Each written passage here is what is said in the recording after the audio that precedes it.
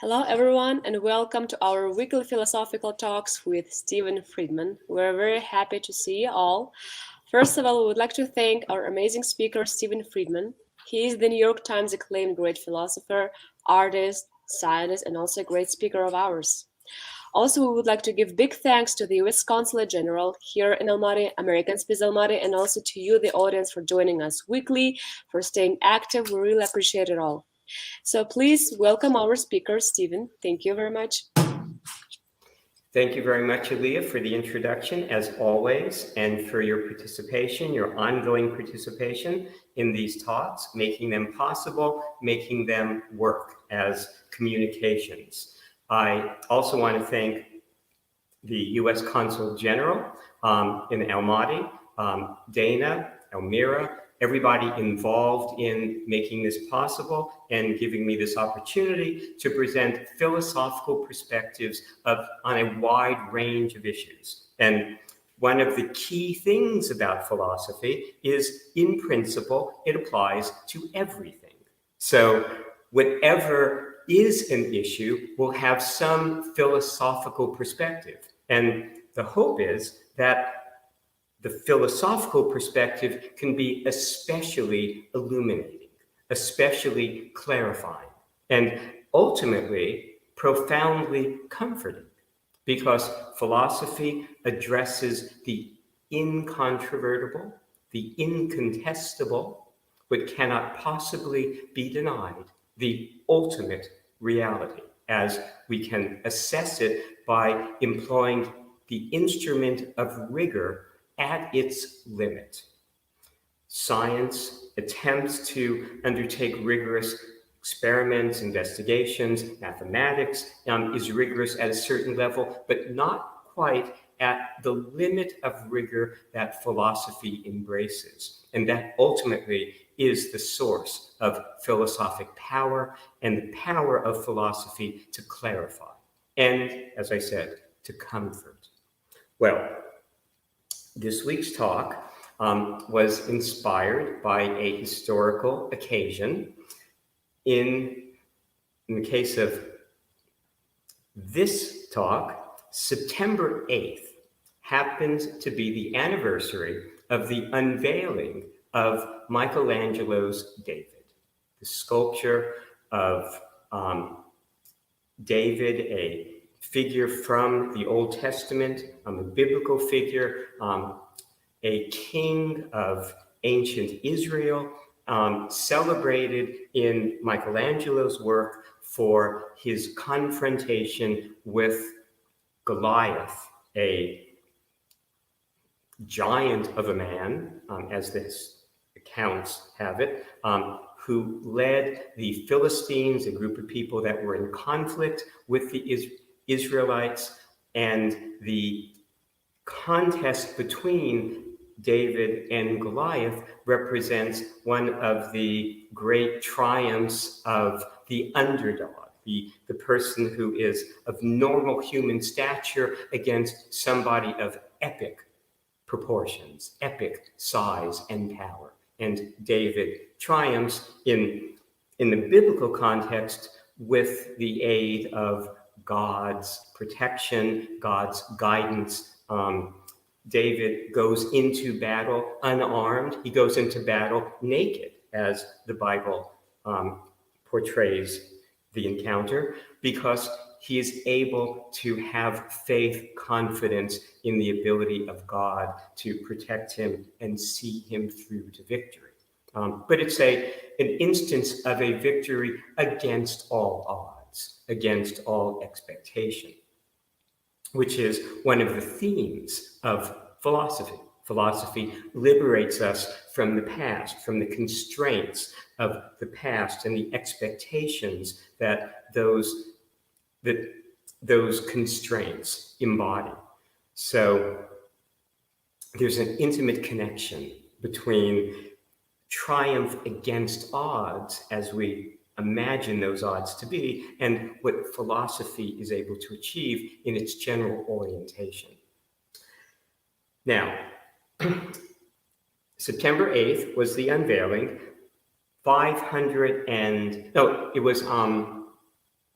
The date of the unveiling was 1504, so 517 years ago. Not a special date, but it struck me just because of the importance of that work.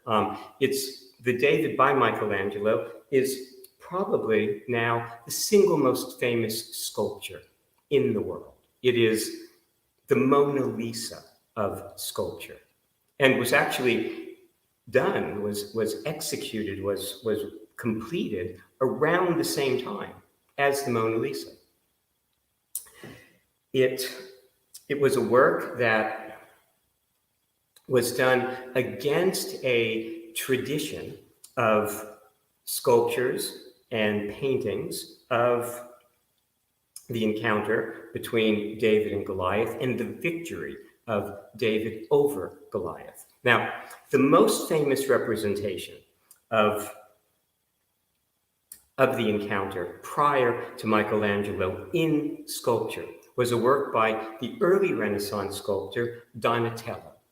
Donatello actually is I think, more or less famous in contemporary times for having been one of the Teenage Mutant Ninja Turtles. But prior to that role, that resurrection, he was, well, largely forgotten because of the triumph of Michelangelo's career, the power of Michelangelo's achievement. There's a famous remark by Goethe, in art, the best is good enough. Well, Michelangelo represented the best. And by contrast, Donatello's work is diminished. Now, there you can see a representation of Michelangelo's David next to the Donatello David. The most noteworthy distinction is the size. The Donatello work is about normal human size. It's about my height. Like 5.5 feet, something like that. But on normal human scale. Donatello was painting David as someone who was encountering a much greater figure, a much more powerful human being, a giant. And so he kind of wanted to emphasize how slight David was. Michelangelo's David is over 17 feet tall, so 3 times the size. Now, that alone contributes to this embodiment of what will be the main theme of tonight, the sublime. The full title of tonight's lecture, Against All Odds, Michelangelo's David and the Philosophy of the Sublime. Now, we're going to explore the nature of that concept, and I'm going to give you some examples from a variety of directions, from literature, from music, from, sculpture, from painting. But initially, the concept, as actually articulated by an ancient literary critic, Longinus, who lived around the 1st century, so lived about 200 years ago, wrote a work on the sublime. And even though it was directed towards literary examples, that became the starting point for the investigation of this notion. Now, with Longinus, and originally, sublime meant just something extraordinary, something that, in the case of Longinus's characterization, something that pleases always and pleases all. So it's a matter of something having the power, the capacity to impress whoever sees it. Well, that was the case with Michelangelo's David. When that was unveiled in 1504, people in Florence, Italy, the center of the Italian Renaissance, people were astonished. They'd never seen anything like it. Not its magnitude and not its spirit. And that's the most important aspect and some of the aesthetic aspects of the work. Let me just make a few comments about that in relation to the Donatello. The Donatello is in this earlier tradition where David is shown after his victory over Goliath. He has defeated Goliath with a slingshot, striking him in the forehead with a rock, that felled him. And then David takes Goliath's sword, his heavy sword, and decapitates him, beheads him. So most of the representations show that moment of triumph, where David has not only defeated Goliath, but has beheaded him. There's a famous painting by Caravaggio, it was done a little bit later, where David is in the painting holding up the severed head of Goliath. Okay, that was a common mode of representation. We are focused on the moment after the encounter, after the victory. That's what Donatello does. In Donatello's sculpture, and you can look it up and examine it, online. It was the most famous sculpture of the Renaissance prior to Michelangelo's David. So in Donatello's sculpture, David is standing with his foot on the severed head of Goliath. That forms the base of the work. And that really draws the attention of the eye. The figure itself is a little bit slumped. It's a descending figure. There's an arm on its side that directs the eye down. On the other hand, in the other hand, David is holding Goliath's sword. That also directs the eye downward. There's a sense of a downward movement, a downward directing of the eye from David's head, face, which is crowned with almost, a helmet that almost looks like a fashion statement, okay? Down towards the base where this severed head is, in well-wrought detail. So the eye is led downward, okay? The sublime works oppositely. The sublime, if one wants to characterize it philosophically, and I'll develop this more, is the logic of the sublime is given by the epistemic.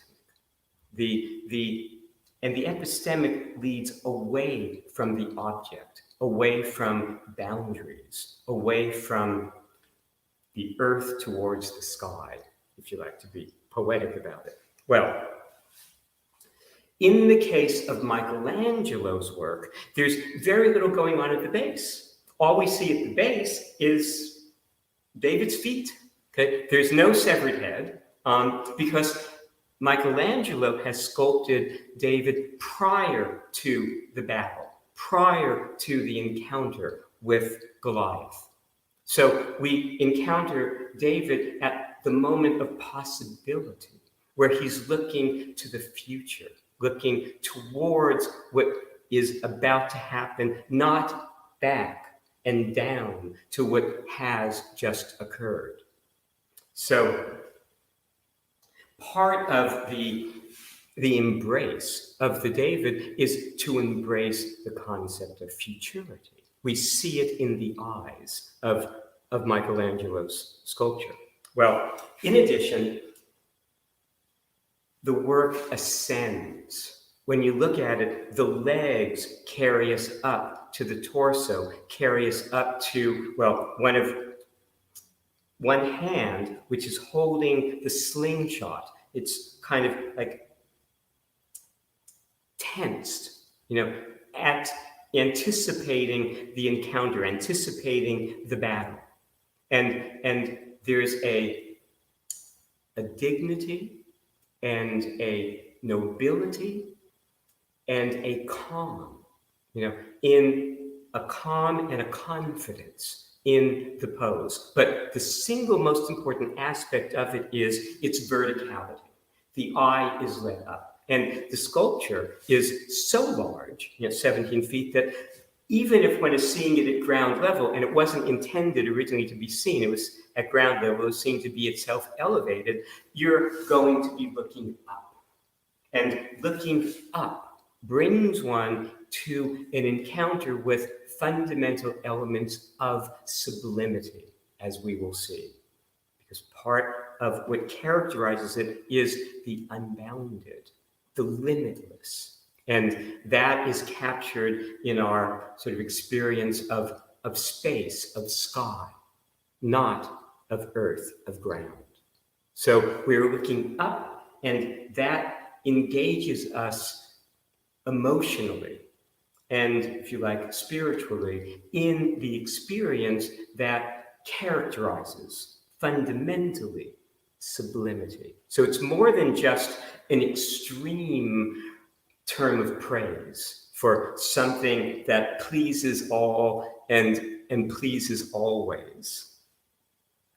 Longinus also wanted to characterize human beings as brought into the world, not to pursue things that were base and ignoble, but brought into the world as to some great field of contest. Well, the fundamental philosophical contest is to move from the heuristic to the epistemic, from the presumed reality to the incontestable reality. And that is going to mirror, as we'll see, the movement towards sublimity in a variety of its manifestations. Now, Longinus. Oh, let me say a few things about how Michelangelo worked, just because they're of interest to me, and you might find it interesting because some of his practice actually is similar to how I happen to execute my pole works, not by design. It just there happened to be, kind of a correspondence. Michelangelo would create a wax model of whatever sculpture he was going to execute. And he would immerse it after it was satisfactorily designed, he would immerse it in a basin of water and slowly release the water, lower the water level so that the top of this wax model would become visible. He would work on his sculptures from top down. And he would keep lowering the water level and removing marble as the water level was decreased to reveal more and more of the sculpture. For him, for Michelangelo, the process of creating a sculpture was a process of liberating form from stone, form from marble. And again, that is the fundamental philosophical enterprise to liberate our vision, our sense of the world from heuristic constraints to epistemic, let's call it certainties, which are ultimately freedoms. So Michelangelo's method of working has philosophical relevance. He actually also did that work in private for 2 years until he was ready to release it. And it wasn't quite, in his mind, finished or satisfactory. Turns out that in his lifetime, Michelangelo only signed one work. That was his early Vatican Pietà, the representation of Christ in Mary's lap, Mary's arms, after the crucifixion. It was a theme that Michelangelo returned to a number of times in his career. That was the only work executed when he was about 21 that he was satisfied with and felt he had brought to a satisfactory completion. Nothing else was signed because nothing else was quite satisfactory. And that's a theme that we've seen in the history of art, where the artist, like an art collector, will look at an artwork and embrace the achievement.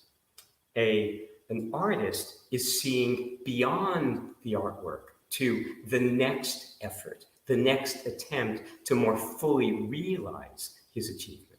So the art collector is seeing the work, the artist is seeing always beyond the work.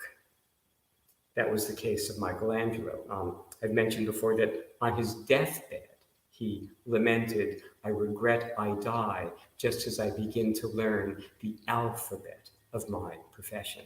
So there is a movement towards greater and greater achievement, a movement towards liberation, a movement towards, for philosophy, the achievement of the incontestable perfect reality at the limit of rigor. Again, these are approximate parallels, but they pertain. Okay, Longinus was focused upon literature, and he gives examples of the sublime. One of the examples, because I was rereading some Longinus, actually, in preparation for this, and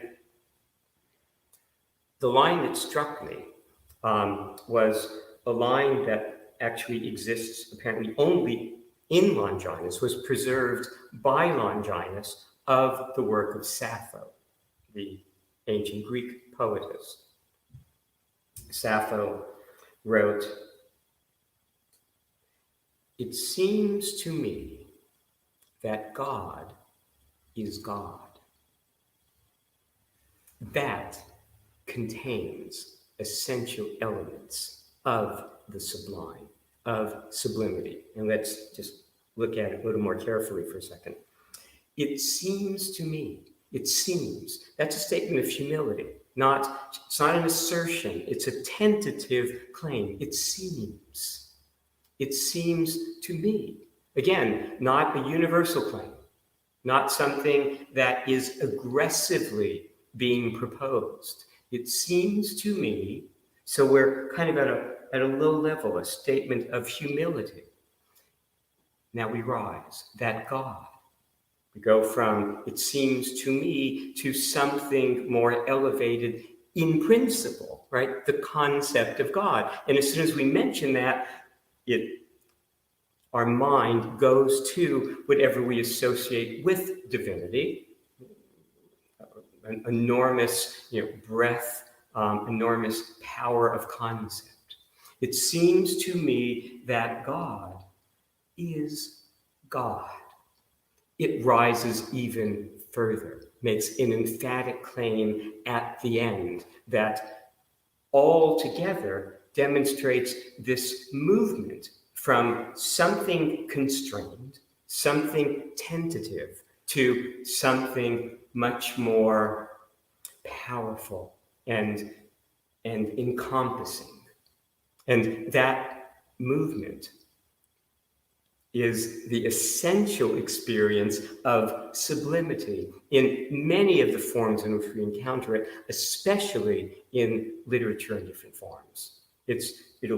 Some of the examples I'll be giving from my own writings, not because my writings are extraordinary in that sense of sublimity, but because philosophy embodies fundamental aspects of sublimity. So when one sort of merges philosophy, philosophical aspiration with poetic expression, one gets sublime representations, much as Sappho has given us. And notice, we don't need a huge scale. One line is capable of communicating that concept. The work of Longinus focuses a lot upon epic poets, especially Homer. Homer obviously gave us an extraordinary sort of context, a breadth of achievement that distills, in many of its moments, a sense of sublimity. But we don't need magnitude. We don't need scale. We just need intensity and the right crafting and the right vision. And ultimately, it's a movement, again, from constraint to a kind of liberation from that constraint that takes a variety of forms. Now,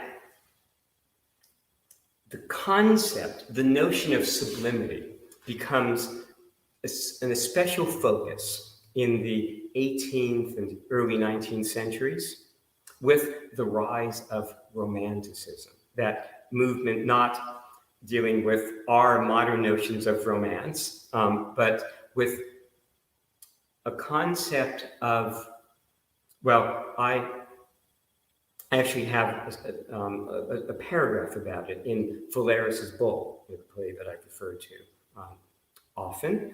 I'll close tonight's talk actually with the close of Phalaris's Bull, because I think that also gives a representation of sort of the convergence of the poetic and the philosophic to achieve a sense of the sublime. But in that work, I talk about how the romantic is the unbounded.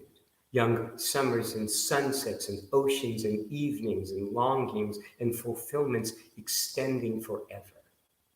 Or that sense of the romantic, when we talk about the romantic imagination, romantic poets such as Wordsworth, Coleridge, again of the late 18th, early 19th century.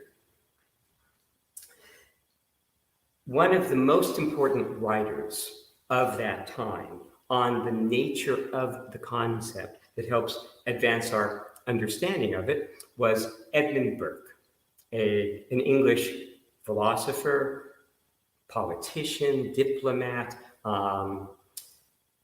He actually was a commanding intelligence. He was actually the one person that Samuel Johnson, the greatest of all English men of letters, was afraid of. The one person that Samuel Johnson found intimidating. He noted that engaging with Burke in conversation took all the mental energy and strength that Johnson had at his command, and it was a considerable amount of intellectual strength that Johnson did command. But still, Burke was a powerful intelligence, and he wrote a work, a philosophical inquiry into the origin of our ideas of the sublime and the beautiful. And in that work, he emphasizes that the sublime is the most powerful emotion, the most powerful state of mind that the human mind is capable of. It is at the extreme of human response to experience. He feels that it has an aspect of terror in it simply because, again, terror is something that overtakes us. So he thought that was one of the elements of it, but especially the notion of astonishment, of being, well, the British have a term that I like, gobsmacked, struck dumb, dumbfounded, speechless in the face of the experience of true sublimity. It's, again, a notion that intersects much of what I've said about what philosophy achieves. The notion that philosophy is not interested in promoting discussion, promoting conversation. It's interested in ending discussion. Rigor achieves that definitive resolution and close and cessation of the dialogue. That the incontrovertible does not want endless debate. The incontrovertible exists to end debate, to achieve silence. We have this concept in the history of religious writings about the silence of God. Well, the epistemic space that I've described is an aconceptual space, right? It's a space characterized by radical distinction, radical difference, in which concepts which cluster things for various purposes, cluster them approximately, do not arise. Concepts do not arise within a space of radical distinction as the epistemic is. So one of the characteristics of the epistemic is it is aconceptual, it is silent.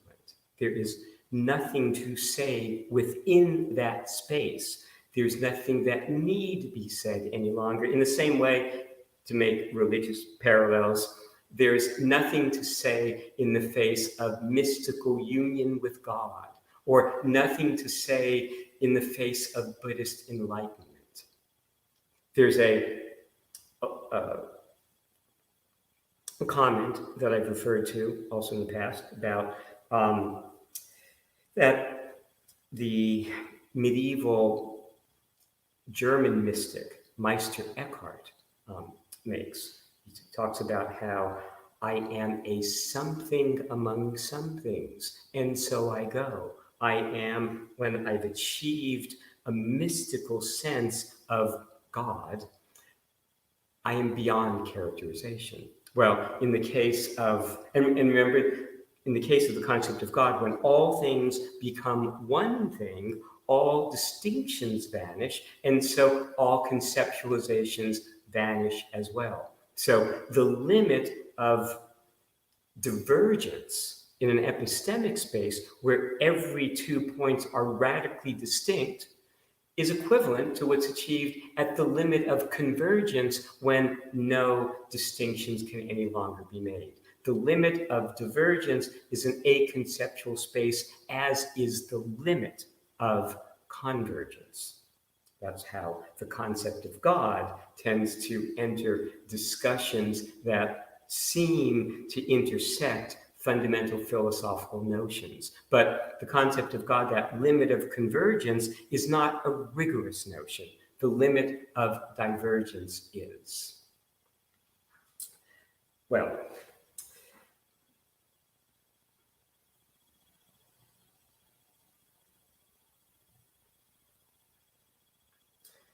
the next sort of movement forward in addressing this concept of sublimity was inspired by the work of Burke.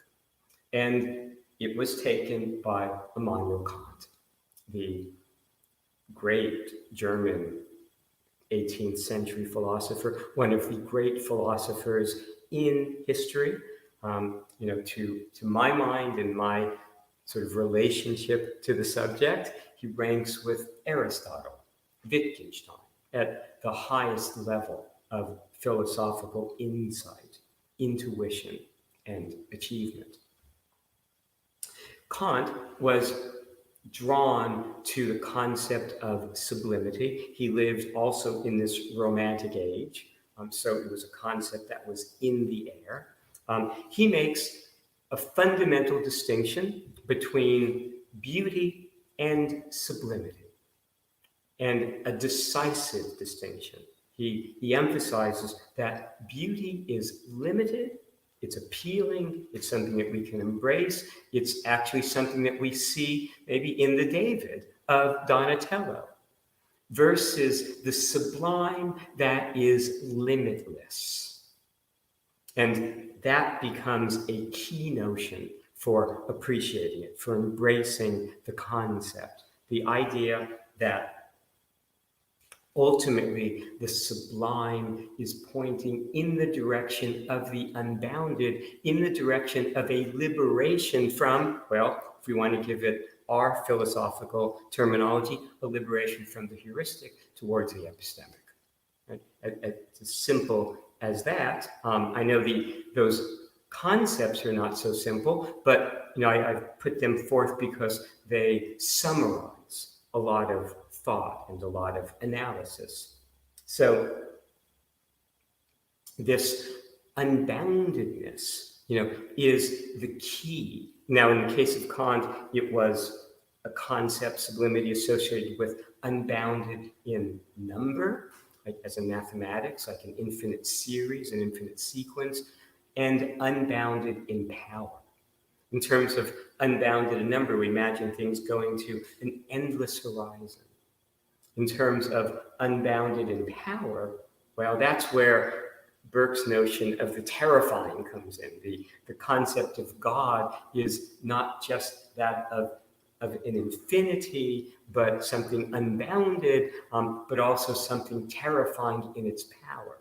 Well, for us, philosophically, that power, what operates at the limit of power, is rigor, right? There is nothing that can challenge its authority, its conclusions. If we can challenge a result that we think may be rigorous, well, we were wrong. It wasn't. Okay? So by definition, rigor is the strongest thing that the mind can embrace, by definition. And I've given you examples of such propositions. Past cannot guarantee the future. Future decides the past. 2 points are not one. Really, all the aphorisms point towards or represent some degree of formulation of the nature of and the range of philosophical rigor. But keep in mind, insofar as I am putting these representations in words, I'm doing it fundamentally from heuristic space. So what I'm effectively doing in my writings is describing the epistemic, but from the heuristic, because it's within heuristic space that language operates. So again, within the epistemic, purely, perfectly, we are in an unbounded space, an uncharacterized space. It relates to those notions of Eden, where I use Eden as a metaphor for a solution to the world, the rigorous representation of the world.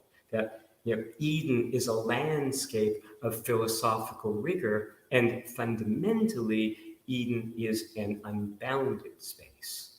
And that, again, is the sublime as Kant imagined it, as Kant embraced it. And so sublimity is the landscape of Eden, an unbounded landscape. And that unboundedness is a key to various artistic representations of it.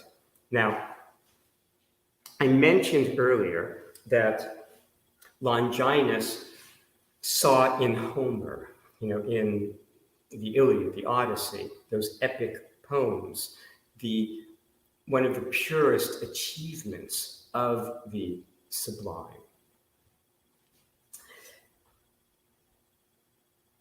Poet Keats, also a romantic poet, also from the period where Burke, Kant, Wordsworth were writing, on the period of English Romanticism around the year 1800, wrote a poem that captures that spirit of Homer and its relation to sublimity, and also certain fundamental features of sublimity that I've been describing. I'm going to recite the poem. I think I can remember it, I hope. I have it down here just in case, but I should be able to do it.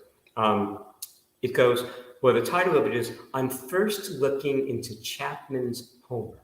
And what the title means is Chapman was a translator of Homer's, well, I don't know if he translated the Iliad and the Odyssey, but he translated either one or both of those works. I didn't kind of check on that. But it was through Chapman's translations of Homer that Keats experienced the work of Homer.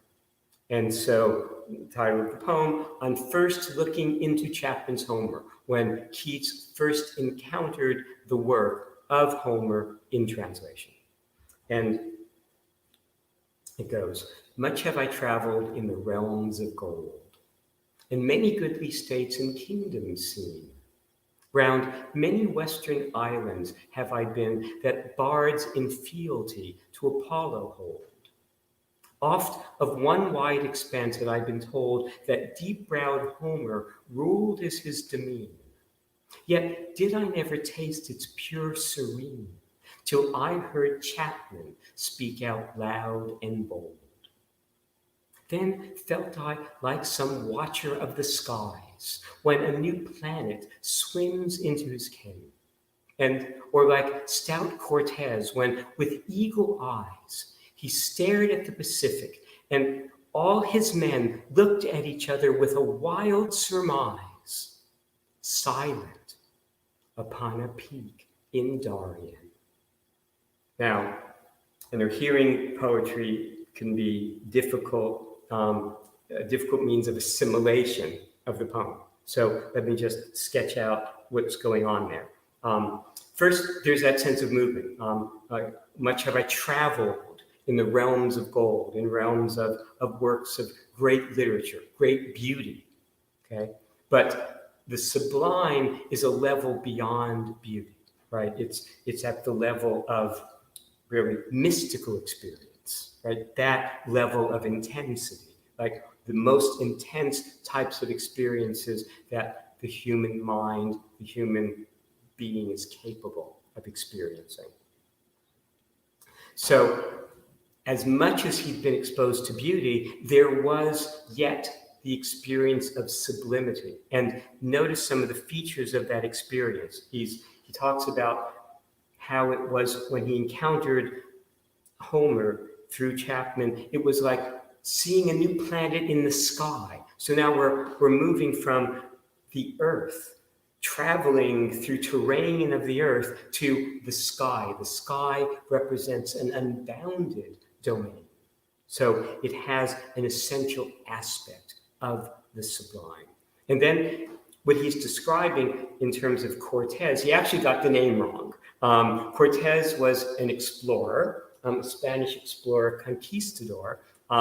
He's describing the first time a European conqueror, explorer, saw the Pacific Ocean from Central America. Well, it wasn't Cortez who first saw it. It was Balboa. In fact, here I have a photograph to show you just of Balboa, a painting. Just that is Balboa. That is the actual person that Keats should have written about, but we excuse that minor error because of the context and what otherwise Keats is achieving in the poem. Well, talks about how these men have ascended a mountain and they reached the top of it, a peak in Darien. That was the term for like Central America. And they reach the top of a hill and they look forward and they see this endless expanse of an ocean that no European had ever seen before, the Pacific Ocean. And it was an overwhelming experience, right? It struck them dumb, silent. That's a characteristic of that experience of astonishment. Something caught in my throat. Okay. They're gobsmacked. They are silenced, astonished, overcome by the encounter. That's the fundamental experience of sublimity, of the sublime. And it's an unboundedness. So we talk about looking up to the sky for an aspect of that experience. That's part of the key to what Michelangelo achieved in the David and why that sculpture embodies sublimity. We were looking up, away from the earth towards the sky, towards the unparameterized, the unbounded, the limitless. Well, the limitless in the case of the experience of Balboa's men and the Pacific is both horizontal in terms of the expanse of the Pacific and vertical in terms of the sky. So it was overwhelming and so quintessentially sublime.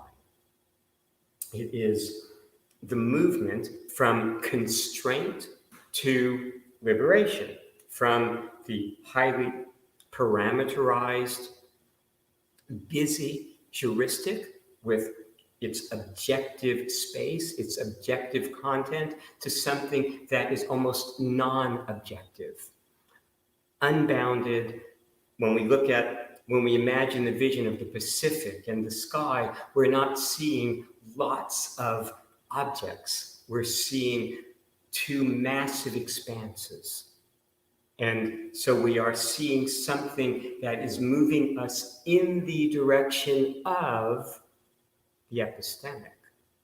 Or, in the case of mystical experience, when you read, I've mentioned recently Ramakrishna, that Hindu mystic, the early 20th century, late 19th century. He talks about his mystical experience involving waves of whiteness flowing towards him. Waves of whiteness, not waves of hundreds of thousands of objects, but just whiteness. Okay, so that is something parallel to this experience that we can imagine Balboa's men in the mind's eye of Keats and in his poem. And again, we see how it intersects these fundamental philosophic notions of heuristic, the bounded, epistemic, the divergent, the unbounded. Again, I guess the upshot of what I'm saying here is the logic of the sublime is given by the epistemic in the same way that the epistemic, a divergent space, an unbounded space, a non-objective space, gives the logic of religious aspiration towards notions of experiencing God, mystical union with God, Buddhist enlightenment, all of those ideas that philosophy would see as metaphorical representations of the experience of philosophical rigor at its limit, its unbounded limit. Now, I mentioned I wanted to show some visual aspects of this. I've been describing some literary things. Let me make sure about our time. Good, we're good. When I was in college, every semester or most semesters, I would take an art history course. I wasn't yet doing art, but I was interested in it. I was especially interested in what artists tended to say about their enterprise, because I found it infused with philosophical ambition. Well, one semester, I took a course on the Gothic cathedral. I might have mentioned this before. In that course, there was a book assigned by Otto von Simpson, a professor who had taught at Princeton, also at Harvard, I think, on the logic, the philosophical impulse behind Gothic cathedrals, Gothic architecture. It was the best book I read in that course, and it made an enormous impression on me because of the degree to which it brought philosophical ideas and aspirations into play. The basic idea behind the Gothic cathedral was to achieve in stone a representation of the kingdom of God, the kingdom of heaven. So one would walk inside a Gothic cathedral and feel that one had entered that space, which, again, is, as we would put it, comparable to entering an epistemic space. But that wasn't the thinking, how Christians who were building and designing these cathedrals, were thinking. They were thinking in much more concrete terms about how to achieve that sense of divinity within a physical space. And basically, it came down to how can we achieve a sense of the sublime within that space. Now, let me just show you. This is just an image. Here we have an image of a Gothic cathedral interior, Amiens. It's one of the great Gothic cathedrals, and that achieves a sense of sublimity. Notice our eyes are drawn up. There's a rhythm that the architecture creates. It's almost mathematical, that creates a sense of something moving towards an infinity. The Gothic architects and creators found ways of achieving what you might call a simulacrum of sublimity within their interiors, a transfigured space. Well, I took this course and I liked that book, and I liked the discussions within the book and its characterizations of the Gothic cathedral achievement. It turns out that the following semester, Otto von Simpson was coming to Harvard as a visiting professor for a semester. So I'm going to take a course of his. Well, the one course he was teaching was on 19th century German art, mostly German painting. I think it was 19th century German painting, but we also did some drawings, but it was mainly painting. You probably have not heard the names of 19th century German painters. They're not comparable in stature and in historical impact to like what French painters or German painters were. I'm sorry, what French painters were doing at the time, even British painters. The painters we studied were people like Otto Runge, Hans von Marais, the Nazarenes. Okay, so not common, really, not commonly known. But the first artist that we studied does have more of a reach. His name is Caspar David Friedrich. And what's interesting is, the other day when I looked up sublimity in art, I don't remember the exact search that I did, but sublimity parentheses art, something to that effect. And I went to the Wikipedia article on sublimity in art. Well, the article was illustrated by a painting by Caspar David Friedrich. So late 19th century, late 18th, early 19th century German painter whose works embody a aspiration towards the sublime.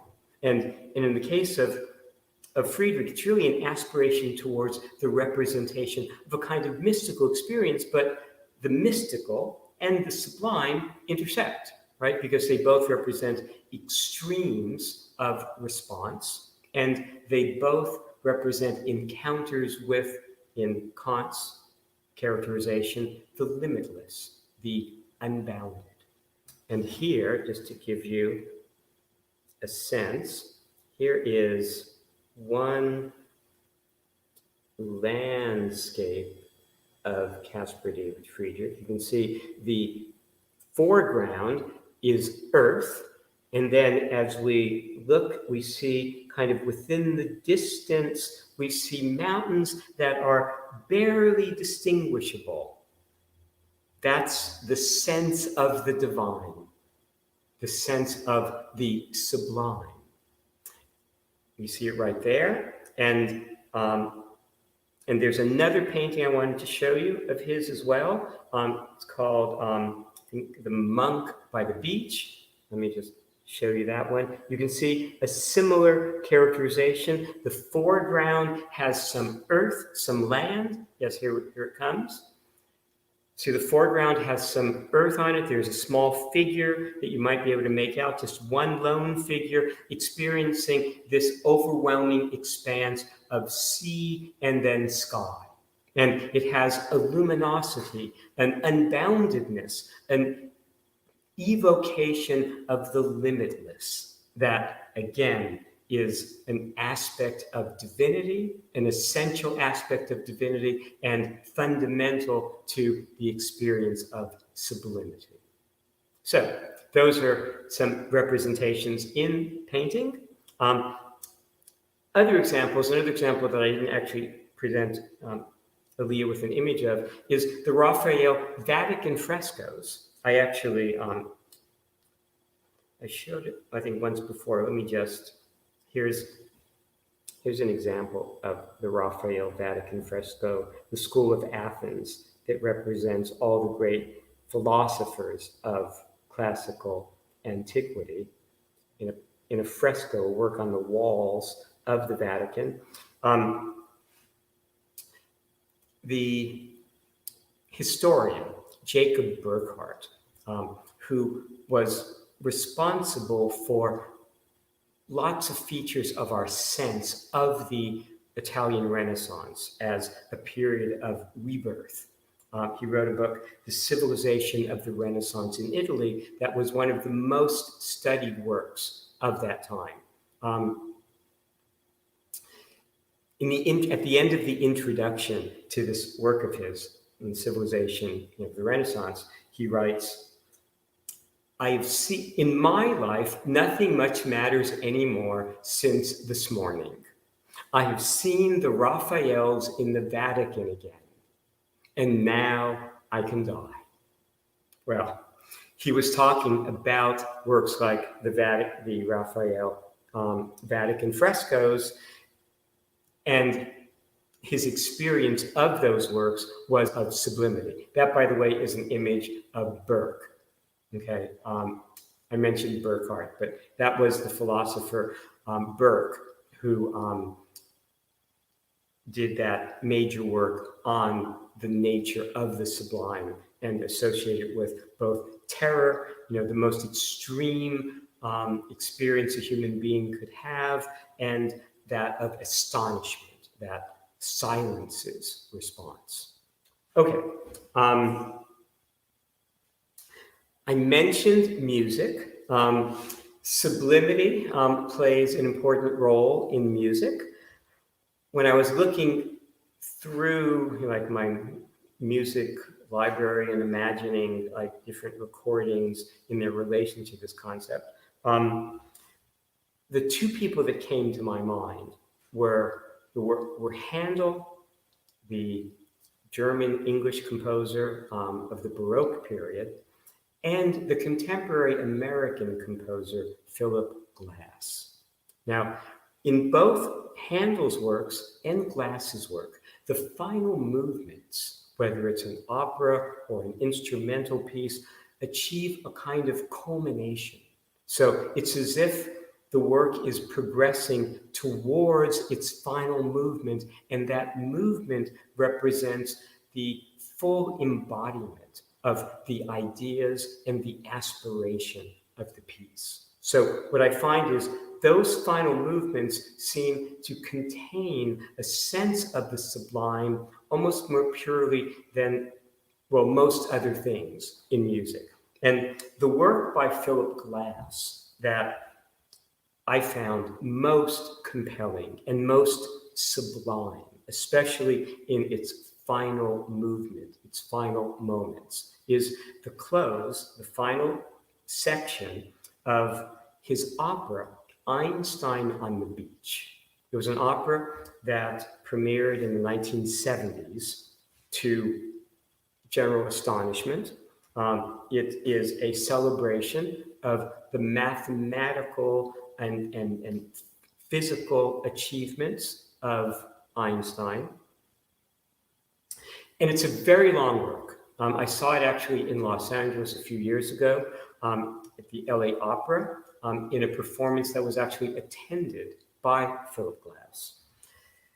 The opera is about, it depends on who's performing it, but something on the order of 4.5 hours long, and it's performed without intermissions, without interruptions, or at least can be, typically is. It's designed to be performed in that way.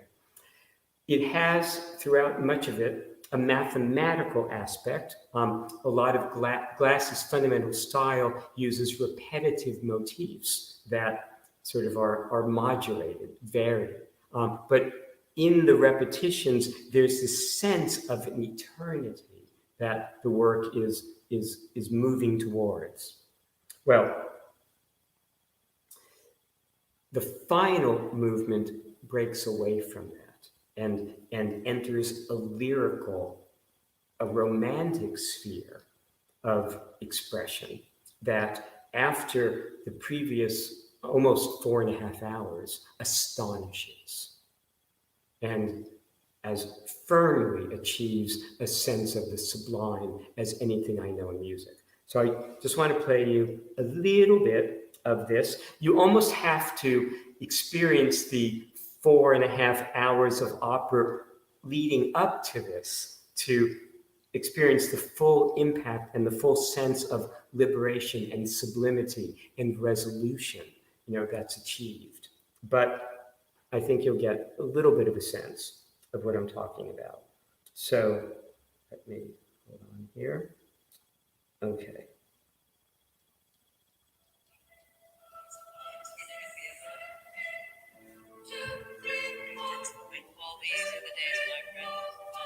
That has a mathematical quality. Much of the opera is like this. And that's an image of what we'll be hearing in just a moment.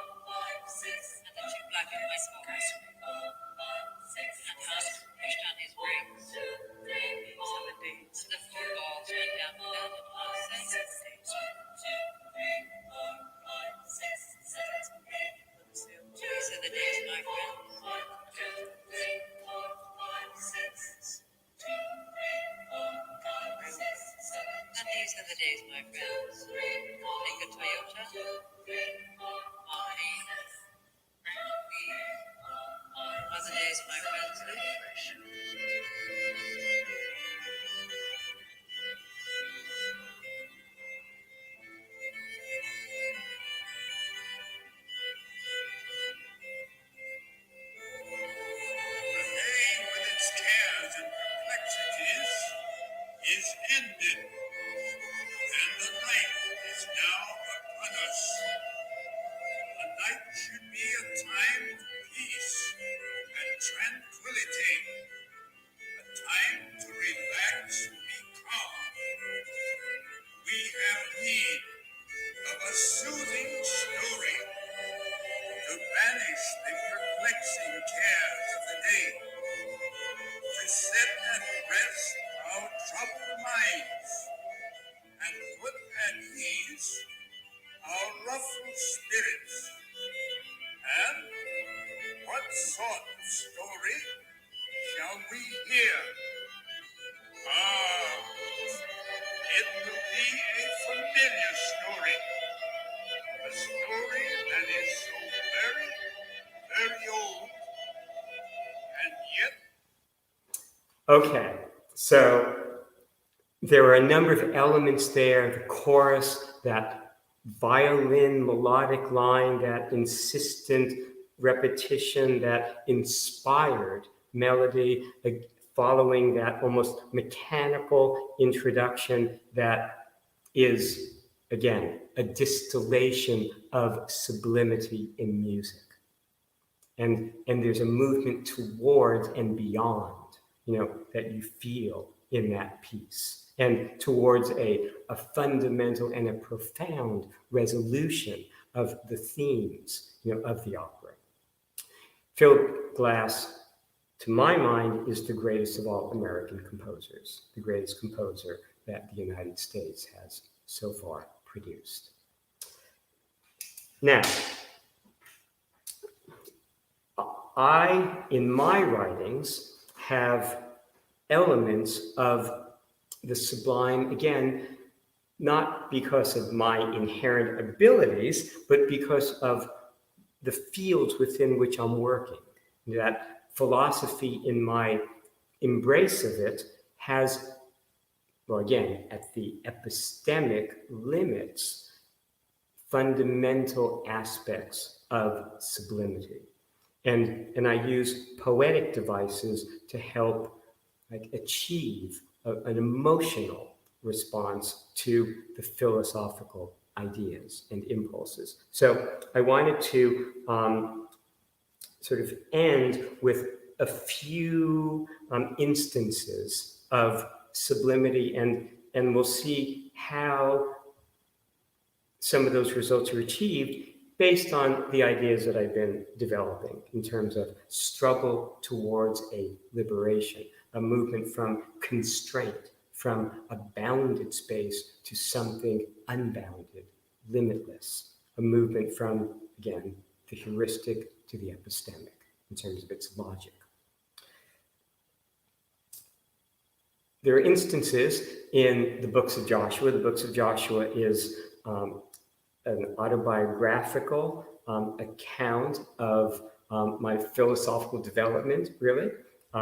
Early on, there is a paragraph in verse, it's all in verse, about my experience of summer when I'm around 9, 10. And it goes, within the conventionality of an unconventional life, 2 days of magical phosphorescence levitated its strife. The midpoint of his 9th and subsequent year, the dawning of summer, the horizon so clear, and cascades of time both far and near.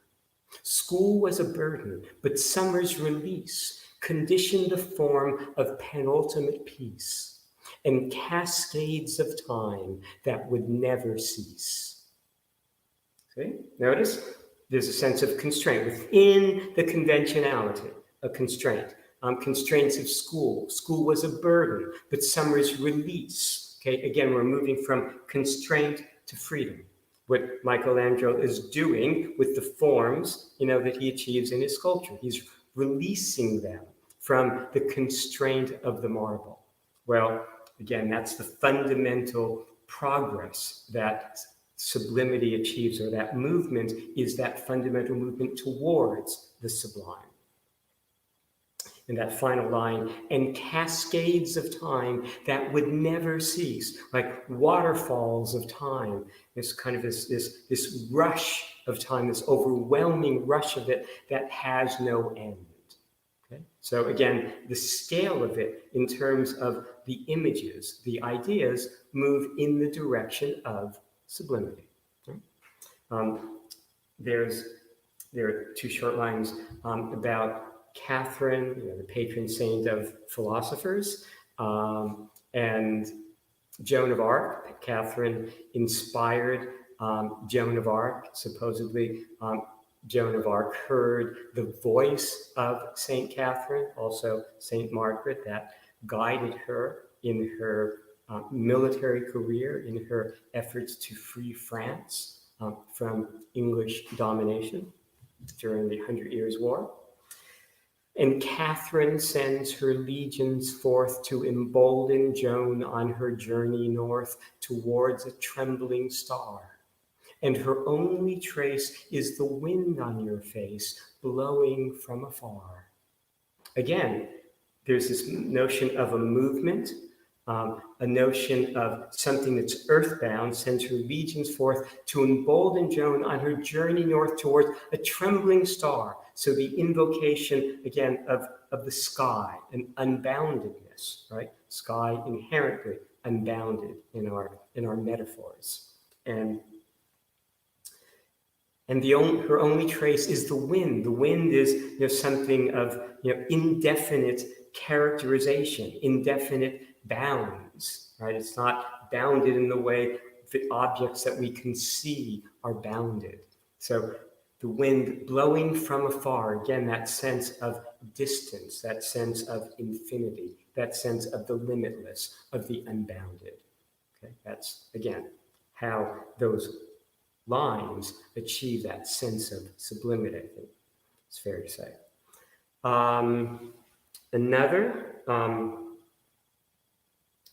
Now we advance to brighter things, cycling fast at last through Maud-4 Springs, and see what perspective a fresh star brings. Within the constellation of the car, not far from the consolidation of the scar, to the east of the cluster of the rings, through which a newborn sky sings. See? Again, now what's happening there is I'm imagining renaming the constellations that, are named for ancient gods, ancient figures, with things from our contemporary experience. The constellation of the car, the consolidation of the scar, that refers to like a wound that's healing. The cluster of the rings, like think Olympic rings, okay? And the renaming signifies a new experience of the sky. And again, the sky has a fundamental relationship to sublimity because of its unboundedness, or our experience of it in those terms. And again, that final line, through which a newborn sky sings. So we are drawn to the sky in our imagination, and we hear like music raining down, almost like celestial harmonies. So again, it's achieving a sense of, I believe, sublimity, right? In terms of the aspiration of the imagery, what it's trying to achieve, or the direction in which it's trying to move. And let me see if I had a couple. Let me see. I wrote down more examples than I think I have time for, but I just wanted to make sure. Yes, let me do one more. This one is in reference to Don Quixote. I've had some references. Don Quixote, a symbol of freedom. Remember, John Berryman, the literary critic and poet, said that the fundamental subject of Don Quixote is freedom. And that's the fundamental subject of every work of art of which he has any knowledge. So, and freedom has an aspect, the movement towards it, of the sublime, because again, we are moving beyond boundaries. The far side of each hill unveils a windmill that only a painter might have seen before, and each consequent hill reveals two more, with even more in store. And as Quixote intuited, the world is a dreamscape of windmills galore. So again, that sense of endlessness, endless windmills, where windmills represent challenges and dreams and potential for achieving nobility, in one's actions and in one's pursuits. So again, that sense of an endlessness of challenge, but also an endlessness of possibility. So again, fundamental invocation of sublimity. Now, a lot of my works are purely philosophic, right? And and what I wanted to show is I did a few hundred works that I call objectifications. These are works of aphorisms that mostly rhyme, so they're philosophical thoughts, philosophical aphorisms expressed poetically, with rhyme, with meter, and are designed to be done in some environmental setting. I showed some images the last time of the Sky Book.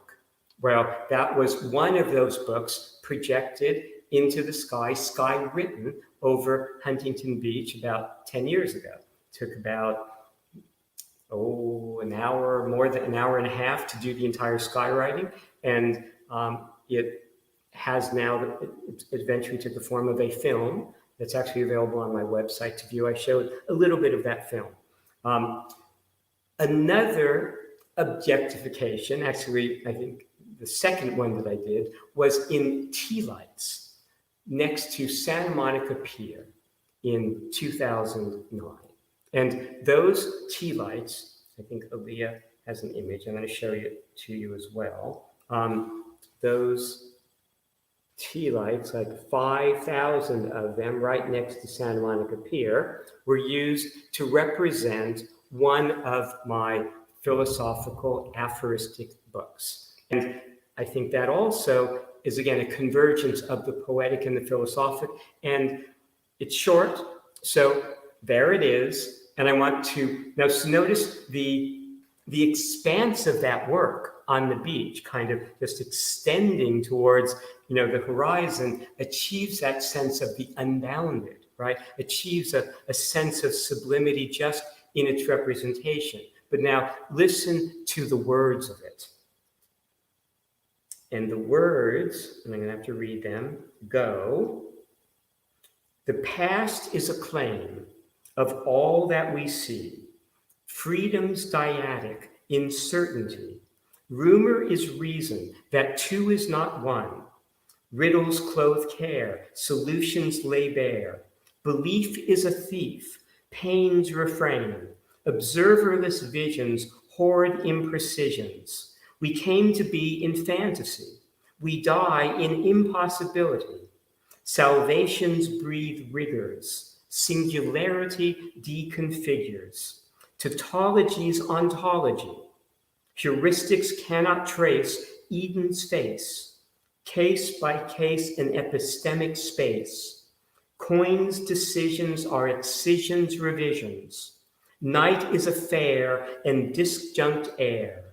We stare to compare what was never there, and dare pretend worlds can rend fables without end. Now again, basically the ideas within those aphorisms, and yes, it's concentrated, and yes, it's poetic, and that adds another level of concentration, are really the ideas I've been expressing, in these talks, in today's talk.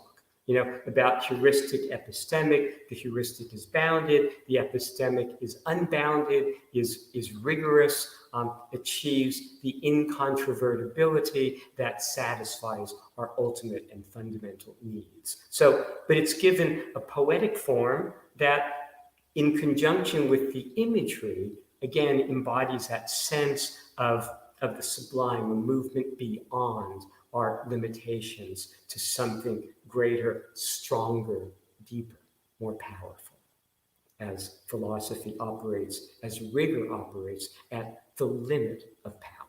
Remember, it was powerful enough to create science. It's the greatest power that we can command. And finally, I'll close, and then we'll get to the questions, with the end of Phalaris's Bull. And this also has a rising aspect. Remember, I've been stressing that there's a movement often towards the sublime, from the bounded towards the unbounded, that captures the experience and helps achieve that encounter with sublimity. So, the end of Phalaris's Bull. Blues, greens, aquamarines. Who could have imagined? We see sunlight and shadow. What are our needs? For confidences, we substitute ecstasies. Time's logic, not passage, heals. Within the limits of certainty, time is eternity. And so rise, such fine, splendid eyes, to see the solution to the world, epistemically unfurled. That 2 points are not equal to 1, and 1 is equal to none. This the rigor of the Trinity, and every mode of divinity, and every claim to ever make, of every path we ever take. And so at last we find our way back to the boundless fields of Eden. See, that sense of the unbounded, is the fundamental aspect of Eden. It's what rigor achieves, and it is the fundamental embodiment of the sublime, of sublimity. Okay, so I want to look at questions now. I think I might have forgotten. Oh, no, I did. Okay. There was a question that appeared at the end. It came after the talk concluded last time. And here is the question. What is your attitude in applying the philosophy of blue? Remember, last week I talked about the philosophy of blue, what it signifies, to your life and career. how would you connect them? Okay.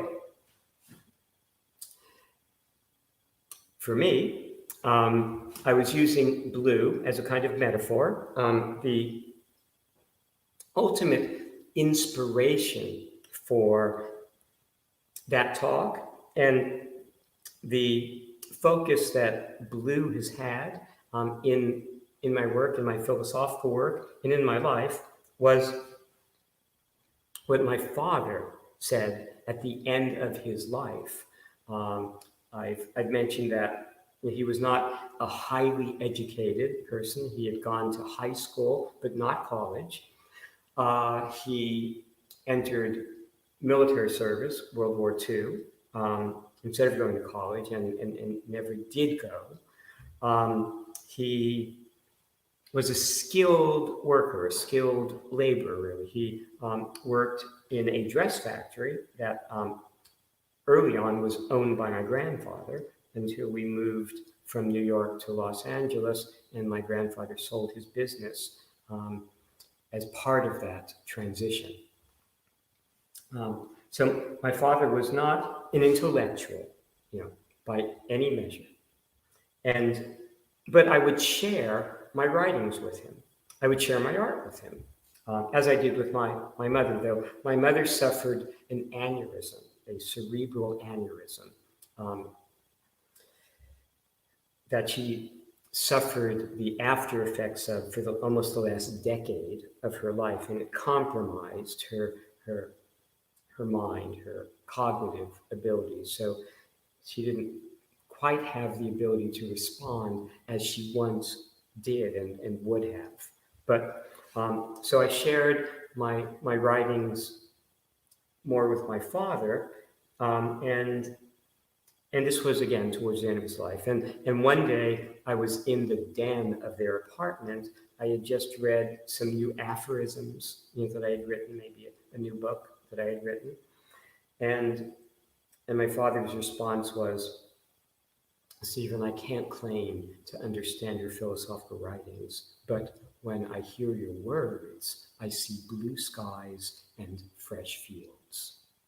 Now, I've emphasized that for me, the image that brought to mind was of Eden, the landscape of Eden. Blue skies, fresh fields, a perfect environment, an inviting environment. So that image became a symbol for me of the philosophy, of what the philosophy is trying to achieve, to bring us back to Eden, or at least to reveal to us the fundamental vision of Eden that is always right in front of our eyes. We just have to see it. We have to see basically through the conceptualizations to the epistemic reality in front of our eyes. And it's difficult because we see the world in terms of the objects that we have become accustomed to. The world is largely a familiar place to us. Bertrand Russell once said, the fundamental question, the fundamental philosophical question about the world is, do we feel at home in the universe? Well, I object. That's actually opposite to what philosophy is trying to achieve. Feeling at home in the world is feeling that we are in a familiar place. Home is familiar. But whatever is familiar to us is in the nature of the heuristic. It's things that we have experienced before in approximately the same terms that we're experiencing them now, so we can identify them. So we can use the same terms, the same names, to describe them or to apply to them.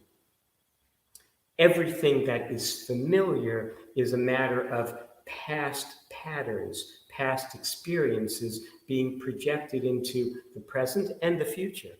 It is the characteristic of heuristic space. Heuristic space is a tragic space. It's the space in which we draw comparisons. It's the space in which we judge. and it's the space ultimately in which we suffer. It is epistemic space that represents the landscape of Eden, that gives its logic. And the nature of that experience is of the world first viewed, the world that we would see that if we first opened our eyes today to this experience, this world where nothing would be recognizable, nothing would be nameable, because nothing would have been experienced before. So we wouldn't have a past to project onto the present and into the future in terms of our anticipations of what's to come. That ultimately is the rigorous reality, the world first viewed, the epistemic reality that's non characterizable, that is not a matter of things being familiar to us, not a matter of us feeling at home, but a matter of us feeling and encountering what is strange and beautiful and new. But actually, based on today's talk, we can give it a different characterization: strange and sublime and new. The sublimity of astonishment, the astonishment that we would feel if we first opened our eyes to this experience with our mental capabilities already developed, so we could evaluate it, or at least remember it, assess the experience in the way that when we're an infant, when we're a baby, when we're first born, we don't have the cognitive, we haven't experienced the cognitive development to really respond to the world as we would now, again, if we were seeing it with primal eyes, if we were seeing it with an early morning sense of the encounter, the first encounter, the very first encounter. So for me, that sense of blue as a hallmark of Eden, and notice, not just a hallmark of Eden, but an aspect of the sublime, in the sense that blue skies represent unboundedness. And so they are often used in representations of sublimity. The endlessness of the sky, just like the endlessness of some of those vistas in Caspar David Friedrich's paintings. It's the heuristic that's bounded, the epistemic that gives the logic, the rigor, of Eden, of a solution to the world here and now. And for me, blue is one of its emblems, one of its signifiers that I associate with, again, metaphorically, with the philosophical solution that's achieved at the limit of rigor, partly because of that comment that my father made. So that is, I think, and then in addition, I've used it in some of my work consciously. Like when I've done skywriting, I am conscious of the fact that I am writing white against a blue expanse. And for me, that again has aspects of sublimity that help represent the nature and help recreate some of the emotional character of what philosophy in its rigor is achieving. Okay, I think, yes. So there are some comments about my relationship to the philosophy of blue. Okay, I think that might be as much as we have time for, right? Is that? Super. Stephen, thank you very much. Thank you. Today we have got a lot of information, a lot of interesting quotes within the music as well, and also the pictures. Thank you very much for your dedication, for your work. Weekly, we have a very interesting topic, and we have so many things to learn from you. Thank you very much one more time. And we would like again to thank the U.S. Consulate General here in Almaty, American Space Almaty, and also you, the audience, for joining us weekly. We see all the likes, we see all the comments, and I would really like to read some of them. Ekaterina, she is an active participant of ours. Thank you, Ekaterina, for joining us weekly. So she has got a comment. Thank you for your work. This is a perfect educational space for me. Excellent. I really appreciate that. Katerina, I appreciate your attendance. I know that you have been a regular viewer and participant, and I encourage you to continue, and I very much appreciate your support and your presence. Absolutely. Thank you so much. And also, Katrina has got a question for us that we'll address next time for sure. Mr. Friedman, is there a chance you would come to Kazakhstan? Yes, I did come to Kazakhstan. It was about 3 years ago now. I was planning to return actually several times. The return visits were interrupted by the pandemic. So, and at this point, I'm still not traveling like internationally. But when the pandemic subsides sufficiently, then I would very much want to return to Kazakhstan. Yes, yes. I had a trip that was planned through the American consulate for the April right after the pandemic began. And I think we were still hopeful that I'd be able to actually get on the plane and arrive in Kazakhstan when, like, a week before I was scheduled to leave, the airlines stopped service because of the pandemic. So I came very close to returning. And again, if it hadn't been for the pandemic, I would have been back maybe several times. Yes. Thank you very much. So I still plan on returning, though. Yes. But if Mr. Friedman ever comes back to Kazakhstan, we will all let you know. Thank you for your question, Katrina. Also, we have got a few comments from Aidai. Aidai, she says, thank you all, and she's sending the hearts. Thank you, Aidai. And then we would like Zoom meeting with you face-to-face and discuss everything. Well, that would be that's great. a possibility, right? Yes, That might be something we can arrange. Yes. Thank you, Yes. Ida. We'll definitely get that in our minds and talk about it. And also, Yes. Gloria Miller, she is also an active participant of ours. She says, I thought that Phil Spector was dead. Phil Spector is dead. Did I mention? Oh, I didn't mention Phil Spector. Maybe it sounded like I did mention him. I meant Philip Glass. That was the person whose piece I played, Philip Glass. But maybe I said something that sounded.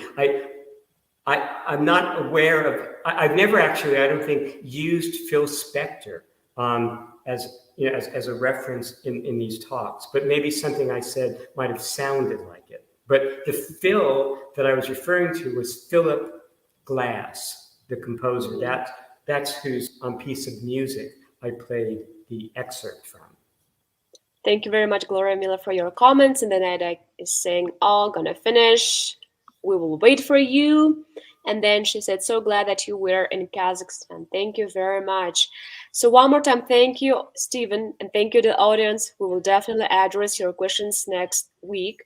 Stay safe and hope you have a great week. Goodbye. Thank you. Goodbye, and thank you so much, Aaliyah. Thank you, everybody. See you next week.